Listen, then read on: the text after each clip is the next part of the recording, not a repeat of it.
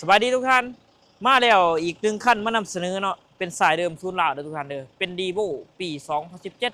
เกี่ยวกับปุ๊กตัวสูงเนาะเป็นดุนพีเดนเนอร์สีปอนงามๆตา LED โสมหนาใหม่กล่องจอที่ว่าให้มาครบเลยเดี๋ยวพาทุกท่านไปเบิ่งคลิปแบบเรียวๆกันเลยไปเนาะตัวนี้งามๆสวย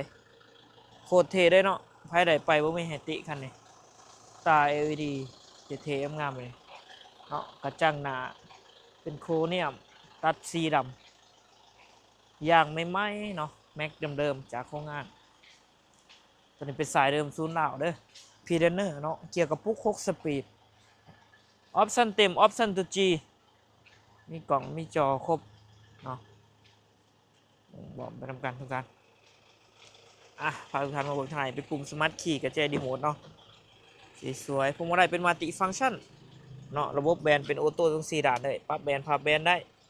เนาะมีลำโพงทั้งเทิงเนาะตับดอกโวโลเนาะมีให้ครบเข็มใหม่เดิมด้วย50,000ปลายเนาะกล่องจอให้ครบเกี่ยวกับปุ๊ก6สปีดเนาะสร้างรถนี่ปุ่มสตาร์ทเด้อกล่องจอครบคันนี้ไปบ่มีแฮตตี้สวยๆงาม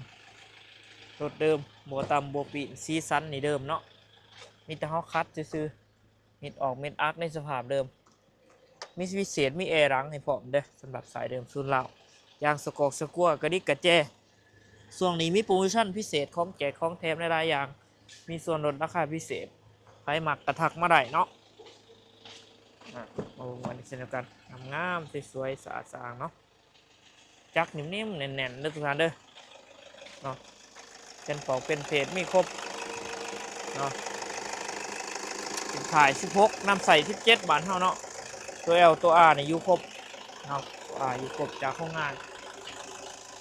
เอากระปอกกระโปรงเนาะจักโอ้โหซึ่งเอาลงสวยๆงามๆฝากไปติวนะทุกท่านเด้อกับโตต้ารีโวปี2017สายเดิมศูนย์ลาวเกี่ยวกับปุ๊กเนาะราคาเต็มเป็นถึกอยู่1,270,000 บาทเด้อทุกท่านมาเบิ่งตัวจริงกับสามารถโอ้ร่วมกันได้ต่อรองกันได้โดยจะปากเช่เนาะถือว่าเป็นเงินกีบกับ800บาทเนาะใครมากระทักมาได้เด้อทุกท่านเด้อสดผ่อนเทิร์นได้เป็นเดือนเป็นปีได้โทรกันทุกครั้ง9733ตัว679ขับใจเองโจนัสจะสอนขอเข้าใจทุกท่านได้